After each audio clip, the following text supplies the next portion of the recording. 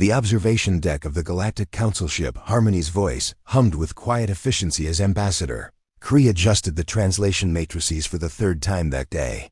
Through the transparent aluminum viewport, the blue-green world designated. As Terra spun peacefully in the void, its single moon casting pale light across continents that seemed remarkably organized from orbit. Initial scans complete, Ambassador, reported Science Officer Vex, her 4 arms dancing across holographic displays. The dominant species appears to be bipedal, carbon-based, and has achieved basic spaceflight capability. Population approximately 7 billion individuals. Cree nodded, his crest feathers rustling with satisfaction. Another successful first contact mission awaited. In his 200 years of diplomatic service, he had welcomed 47 species into the galactic community. The pattern was always the same: herbivorous or filter-feeding species that had evolved past their primitive stages, developed technology through cooperation, and eventually reached for the stars. These humans would likely be no different. Energy.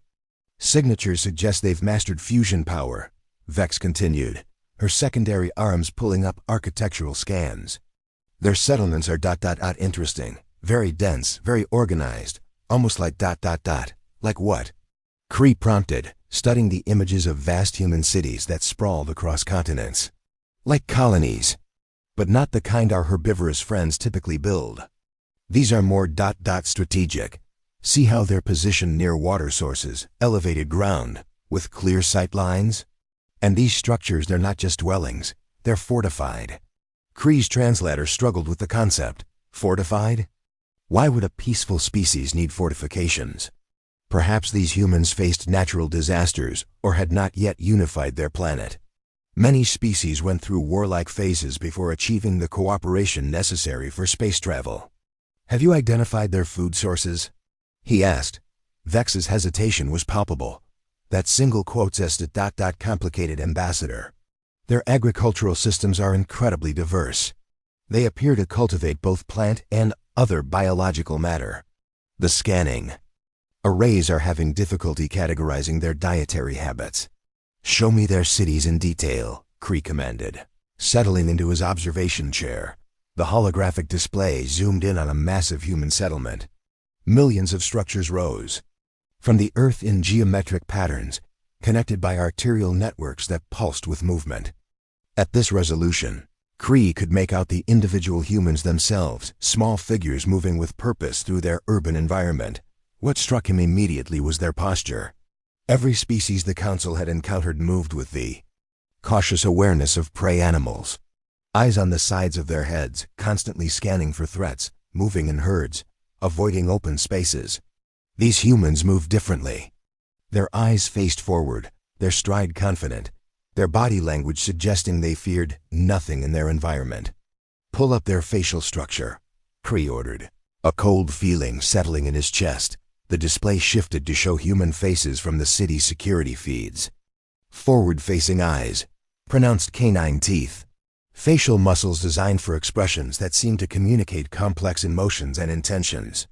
These were not the features of a prey species. Ambassador, Vex whispered, her voice trembling slightly. I've been analyzing their historical data transmissions, their entertainment broadcasts, their literature, their art. I think we may have made an error in our classification. Every great journey starts with a few brave explorers. Sci-Fi stellar conflict is just beginning, and your support means everything. If you're hungry for HFY battles and tales of human valor against alien might, hit subscribe, it's free. And it helps us bring these front lines to you. Kree's crest feathers flattened against his skull as he processed this information. In all his years of service, he had never encountered a species that had achieved spaceflight while retaining predatory characteristics. It was considered impossible by every xenobiologist in the galaxy. Show me their history, he commanded. His voice barely above a whisper, the holographic display filled with images that would haunt Kree's dreams for cycles to come. Massive conflicts spanning their entire planet, weapons of incredible sophistication and destructive power. Tactical maneuvers that spoke of minds capable of complex strategic thinking.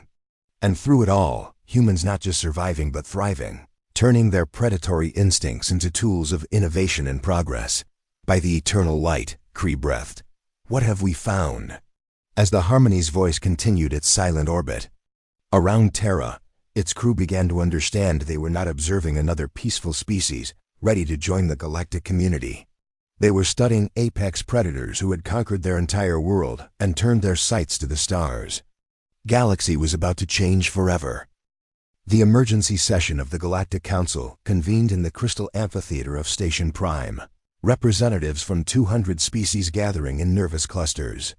Ambassador Kree stood at the central podium, his report transmitted to every delegate's neural interface, but the implications were so staggering that many demanded to hear it spoken aloud. Honored representatives, Kree began, his voice carrying across the vast chamber. What we discovered on Terra challenges everything. We thought we knew about species evolution and galactic compatibility. High Chancellor Moore, a graceful crystalline being whose species had achieved spaceflight 12,000 years ago, spoke first. Ambassador Kree, your preliminary reports suggest these humans possess predatory characteristics. Surely this is a misinterpretation of the data? Kree activated the holographic display, showing human skeletal structures. Observe their dental formation. Pronounced canines designed for tearing flesh. Their eye placement forward-facing for depth perception during hunting. Their musculature built for pursuit and combat. Their brain structure shows enlarged regions associated with spatial reasoning, tactical thinking, and aggression management. A ripple of unease passed through the assembled delegates. The gentle folk of Kepler Prime, a species of luminescent jellyfish-like beings, pulsed with distress colors. The peaceful builders of Tau Ceti, who had never known conflict in their 10,000-year history, huddled together in confusion. But Ambassador, interjected Science Director Luma, her 6 eyes blinking in rapid succession, predatory species cannot achieve technological advancement. They consume each other before reaching the cooperation necessary for spaceflight. This is established fact. That is what we believed, Kree replied grimly. But humans have proven us wrong. They did not abandon their predatory nature, they weaponized it. The display shifted to show human warfare throughout history. Massive battles involving millions of individuals, weapons that could destroy entire cities, tactical formations that demonstrated planning capabilities that surpassed even the Council's military strategists. But what terrified the delegates most was the progression. Humans had not grown more peaceful as they advanced. They had grown more efficient. Their most recent global conflict, Kree continued, involved nearly their entire planetary population. They developed weapons capable of splitting atoms, creating explosions that could level mountain ranges. They deployed these weapons twice, and afterward, they continued to build more powerful ones while simultaneously developing the technology that brought them to space. Representative Quinn of the Harmony Worlds, a species known for their absolute pacifism, spoke in a voice that trembled with horror. You mean they achieved spaceflight while actively preparing for war? Not just preparing, Kree corrected. They militarized space immediately. Their first permanent orbital installations were weapons platforms. Their space exploration program was developed in parallel with their ballistic missile program. They reached their moon not out of curiosity alone, but to establish tactical advantage over their rivals. The chamber fell silent as the implications sank in. Every species in the galaxy had abandoned violence before achieving spaceflight. It was considered a natural law of evolution. Cooperation was necessary for the complex undertakings required to leave one's home world. How many of them are there? Asked General Voss, the sole military representative present. His species, the defenders of Rigel, were the closest thing to warriors in the galaxy, but even they had evolved from herbivorous herd animals. 7 billion on their home world, Kree replied. But that's not the concerning part. They reproduce rapidly, adapt to virtually any environment, and have already established preliminary colonies on several worlds in their system. Their population growth is exponential. What are their intentions toward the galaxy? High Chancellor Moore asked. Unknown, Kree admitted. But their history suggests they view everything as either a resource to be exploited or a threat to be eliminated. They have never encountered a problem. They did not try to solve through application of greater force or more sophisticated technology. The debate that followed lasted for hours. Some delegates argued for immediate quarantine of the human system. Others suggested preemptive action to prevent human expansion. The more optimistic members proposed cautious diplomatic contact. "We must consider," said Elder Woosroot of the ancient groves, her plant-like form swaying with concern, "that these humans may be willing to coexist peacefully. Perhaps their predatory nature can be channeled toward beneficial purposes." Beneficial? Kree's crest feathers stood on end. "Elder, I have studied their literature, their entertainment, their philosophical works. They celebrate conflict. They write songs about war. They create art depicting violence. Their children play games that simulate hunting and combat. This is not a species that has overcome its nature, it is a species that has embraced it." As the session concluded, no consensus had been reached. But every representative left with the same chilling realization: for the first time in galactic history, they had encountered a species that might not need the galaxy's protection and guidance. The humans might be the ones from whom the galaxy needed protection. Captain Blake Manning of the Terran Research Station, Odyssey, was reviewing mineral extraction reports when the proximity alarms began shrieking. The small outpost, orbiting a resource-rich asteroid in the outer reaches of the Sol system, had detected multiple ships approaching at high velocity. "Contact Earth Command," Blake ordered his communications officer, Lieutenant Hayes. "Full spectrum analysis on those ships. I want to know what we're dealing with." The main screen flickered to life, showing 3 sleek vessels unlike anything in human records. Their hulls gleamed with an iridescent quality, and energy signatures indicated propulsion systems far beyond current human technology. As the ships closed distance, they began broadcasting on multiple frequencies. "Translation matrix online," Hayes reported. They're trying to communicate." The message that came through was simple: "Surrender your installation. Your presence here violates hegemony territorial claims. Compliance is mandatory." Blake stared at the screen, his mind racing. First contact with an alien species, and they were demanding surrender. The research station housed 47 personnel, mostly scientists and engineers, with minimal defensive capabilities. The smart play would be to comply and hope for diplomatic resolution.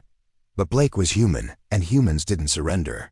"Hayes, get me a channel to those ships," he ordered. "And somebody find me Dr. Chen in the engineering section." "Captain," Hayes protested, "we can't fight alien technology with mining equipment." "Watch me," Blake replied grimly. The alien commander appeared on screen, a tall, graceful being with translucent skin and multiple limbs.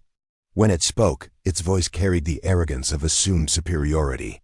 "I am Strike Commander Vale of the Hegemony 4th Fleet. You will evacuate your primitive facility immediately. This system falls under our jurisdiction." Blake stepped forward, his expression calm but his eyes hard. "I'm Captain Blake Manning of the Terran Research Station Odyssey. This is human territory, and you're trespassing. I suggest you leave before this gets unpleasant." Vale's reaction was immediate, a sound that the translator rendered as laughter. "Your species has been observed. You are new to space, primitives with crude technology. You will not resist the hegemony. You know what your problem is?" Blake asked conversationally. "You've been dealing with prey species for so long, you've forgotten what predators look like." The transmission cut, and Blake turned to his crew. "Dr. Chun, how quickly can we modify the mining lasers for defensive use?" "Give me 10 minutes, Chun replied, her fingers already flying over her engineering tablet. "But Captain, even modified, they're no match for military-grade weapons." "They don't need to be," Blake said. "They just need to be unexpected." What followed was a masterpiece of human tactical thinking. The hegemony ships approached with textbook precision, their formations perfect for overwhelming a fixed position. But Blake didn't fight like a fixed position. Using the asteroid's mass as cover, Odyssey appeared to retreat, drawing the alien ships into close pursuit. The hegemony forces, confident in their superiority, followed eagerly. They had studied human technology from long-range scans, and knew exactly what to expect. They were not expecting the mining charges. Blake had ordered every Explosive device on the station charges designed to break up asteroid material to be rigged as proximity mines. As the hegemony ships pursued Odyssey around the asteroid, they flew directly into a carefully planned trap. The explosions were not powerful enough to destroy the alien vessels, but they were sufficient to disable their shields and sensors. In the confusion that followed, Blake executed a maneuver that would be studied in military academies for generations. Odyssey, its mining lasers reconfigured and overcharged, emerged from the asteroid's shadow at full thrust. The first hegemony ship, blinded by the explosions, never saw the cutting beam that sliced through its engine section. The second ship managed to return fire, but Blake had already changed course, using the disabled vessel as a shield. The third ship, Strike Commander Vale's flagship, found itself facing a human opponent who refused to follow the established rules of engagement. Instead of maintaining distance and exchanging fire, Blake brought Odyssey in close, using the research station's manipulator arms designed for asteroid mining to physically grapple with the alien vessel. "What are you doing?" Vale demanded over the communication channel, his voice filled with panic. "Something your tacticians never planned for," Blake replied, as his crew used mining equipment to breach the alien hull. "We're boarding you." The close-quarters combat that followed was brief and decisive. The hegemony crew, evolved from peaceful herbivores, had never experienced the focused aggression of human boarding parties.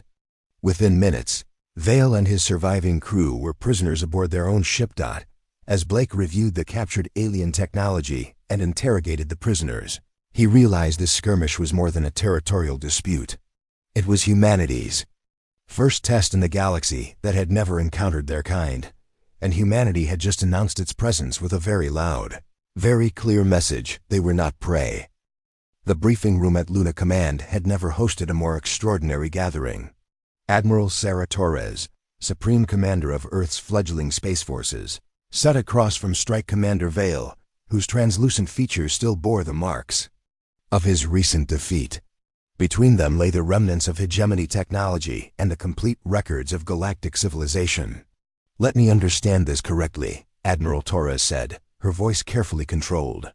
"There's an entire galactic community of over 200 species. They've been watching us for years, and you decided to attack one of our stations as a test?" Vale's primary arms gestured weakly, his confidence shattered. "The Hegemony Council believed your species would respond as all others do, with submission and requests for negotiation. Your resistance was unexpected." "Our resistance was human," Torres replied coldly. "What you call unexpected, we call Tuesday." Dr. Elizabeth Grant, Earth's chief xenobiologist, leaned forward across the table. "Commander Vale, you mentioned that we're different from other species. Explain." Vale's translator rendered his response with obvious reluctance. "Every species that has achieved space flight has been peaceful, herbivorous. They evolved past violence before developing advanced technology.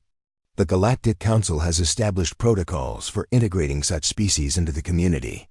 But not for species like us," Torres observed. "There have never been species like you," Vale whispered.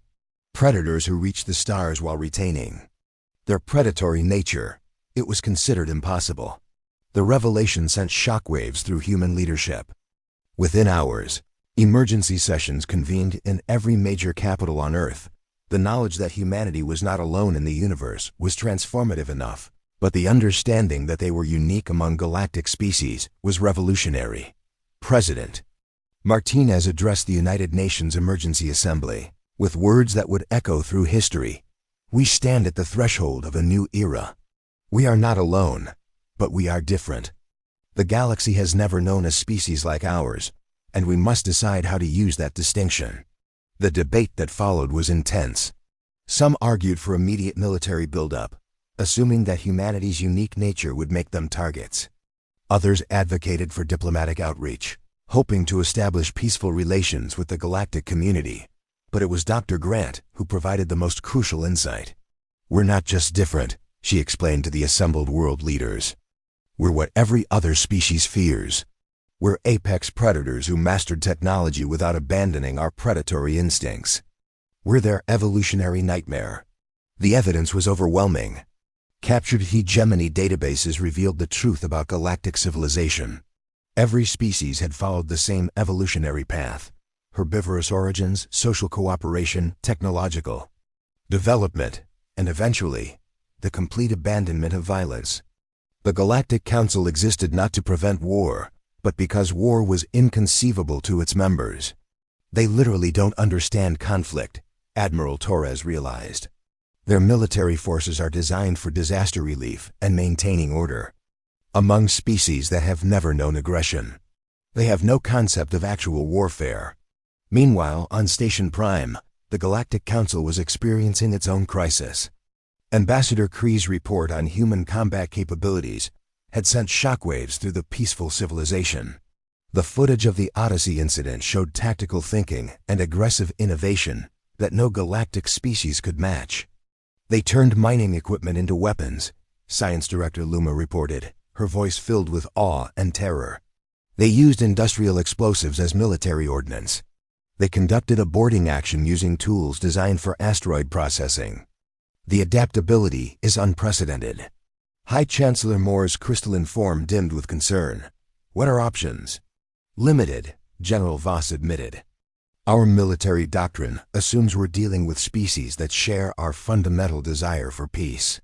Humans appear to view conflict as a problem-solving tool. Our weapons are designed for crowd control and disaster response. Theirs are designed to kill. The debate within the Council mirrored the one happening on Earth.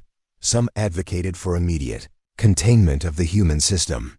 Others suggested attempting diplomatic contact with the Galactic Council directly, bypassing the aggressive hegemony. But, as both sides debated, a new factor emerged. Long-range sensors detected massive movement in the galactic rim. The hegemony was mobilizing its full fleet. The attack on Odyssey had been a test, but the results had triggered a much larger response. They're not coming to negotiate, Vale admitted during his final interrogation.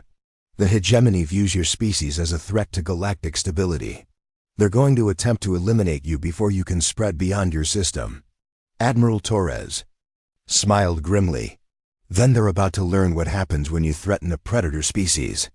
Across Earth, the massive industrial capacity that had built human civilization began its transformation. Factories that had produced consumer goods retooled for weapons production. Mining operations shifted to extracting materials for ship construction. The same predatory instincts that had driven humanity to dominate their planet now turned it toward dominating the void. The galaxy was about to experience something it had never known. A species that thrived on conflict, grew stronger under pressure, and met threats with overwhelming force. The age of peaceful galactic civilization was ending. The hegemony invasion fleet was a thing of beauty and terror. 300 ships arranged in perfect formation, their hulls gleaming with the accumulated technology of a dozen conquered species. Admiral Corex, Supreme Commander of the Hegemony Navy, stood on the bridge of his flagship, Inevitable Victory, watching the small blue world grow larger on the main screen. Target the population centers first, he ordered his tactical officer. These humans must be eliminated before they can develop further. Their warlike nature poses an existential threat to galactic peace. What Admiral Corex didn't know was that his fleet had been detected the moment it entered the outer system. Earth's hastily constructed early warning network, built from modified asteroid mining equipment and captured hegemony sensors, had tracked their approach for days. Admiral Torres stood in the command center of Luna Base, watching the tactical display with the calm confidence of a predator who had chosen her ground. Around her, the hastily assembled human fleet waited in carefully planned positions throughout the solar system. They're following standard galactic fleet doctrine, reported Captain Chen, now promoted to fleet tactical officer. Textbook formation, predictable approach vector. They're not expecting resistance, Torres smiled. Then let's give them an education. The battle that followed would be remembered as the day galactic civilization learned what warfare truly meant. The hegemony fleet approached Earth, expecting to face primitive weapons and crude tactics. Instead, they encountered something unprecedented, a species that had spent millennia perfecting the art of destruction. The first surprise came from the asteroid belt. What appeared to be routine mining operations suddenly revealed themselves as weapon platforms. Humans had turned their industrial infrastructure into the largest military installation in the galaxy, with each mining station serving as a fortress armed with converted equipment. "They're firing mining charges at us," reported the hegemony. Sensor officer, his voice filled with disbelief. "Mining charges don't have guidance systems," Admiral Corax replied dismissively. They did now. Human ingenuity had transformed simple explosives into guided missiles, each one targeted with mathematical precision. The hegemony shields, designed to deflect energy weapons, were unprepared for kinetic impacts from modified industrial equipment. The second surprise came from Earth's moon. The lunar colonies, supposedly focused on scientific research, launched a coordinated assault that demonstrated tactical thinking beyond anything in galactic military doctrine. Human forces didn't mass for a decisive battle, they scattered, regrouped, and struck from unexpected angles. "They're not following proper engagement protocols," Corex's tactical officer reported. "They refuse to maintain formation. They're attacking individually, in small groups, using guerrilla tactics." "Guerrilla tactics?" Corex demanded. "Primitive warfare concepts, Admiral. They're fighting like ... like hunters." The third surprise came from humanity's complete disregard for their own safety. Galactic species fought to minimize casualties, viewing each loss as a tragedy. Humans fought to win, viewing casualties as acceptable costs. When a human ship was damaged, its crew didn't retreat. They activated self-destruct sequences and rammed enemy vessels. "They're using their own ships as weapons," the sensor officer screamed. But the greatest surprise came from Earth itself. As the hegemony fleet fought its way through the outer system, they discovered that the planet they intended to subjugate was not a helpless world awaiting conquest. It was a fortress that had been preparing for war since the first human looked up at the stars. Launch platforms hidden on the far side of the moon sent waves of missiles toward the invasion fleet. Orbital defense networks, built from the same determination that had put humans on the moon, created killing fields in space. And from Earth's surface, weapons that had been designed to destroy continents reached up to touch the void. "Admiral," his communications officer reported, "we're receiving a transmission from the human fleet." Torres' voice filled the bridge. "Of inevitable victory. This is Admiral Torres of the Terran Defense Force. You came to our system to destroy us. You're about to learn why that was a mistake." The human counterattack was not a battle, it was a demonstration. Ships that had been hidden in the shadow of planets emerged to trap the hegemony fleet. Weapons that had been disguised as civilian infrastructure revealed their true purpose. And throughout it all, human forces displayed the tactical creativity that had made them the apex predators of their world. "They're not just fighting us," Admiral Corax realized with growing horror. "They're studying us, learning from every exchange, adapting their tactics in real time." When the inevitable victory finally surrendered, 2/3 of the hegemony invasion fleet had been destroyed or captured. The remaining ships, their crews broken by an encounter with true warfare, limped back toward galactic space, carrying news that would reshape civilization. The Galactic Council's emergency session convened within hours of receiving the reports. The images of the battle showed a level of tactical sophistication and ruthless efficiency that no galactic species could match. But more than that, they showed a species that had not simply survived first contact with galactic civilization, they had thrived. "The humans have requested a meeting," Ambassador Kree reported. "They want to discuss terms for joining the galactic community." "Terms?" High Chancellor Moore asked. "They're not asking for membership," Kree clarified. "They're negotiating the conditions under which they'll allow the galaxy to coexist with them." The age of peaceful galactic civilization was over. The humans had arrived, and they had brought with them the one thing the galaxy had never known: competition. Species that had spent millennia in harmonious cooperation now faced the reality of sharing space with apex predators who viewed the universe as territory to be claimed. As Earth's first diplomatic ship prepared to depart for Station Prime, Admiral Torres stood on the observation deck, watching the stars. Humanity had passed its first test in the galaxy, but she knew it was only the beginning. The galaxy was vast, filled with wonders and dangers beyond imagination. But for the first time in galactic history, those wonders and dangers would have to contend with something truly unprecedented: a species that had learned to weaponize its own nature and turn the hunt into an art form. The humans had arrived, and the galaxy would never be the same.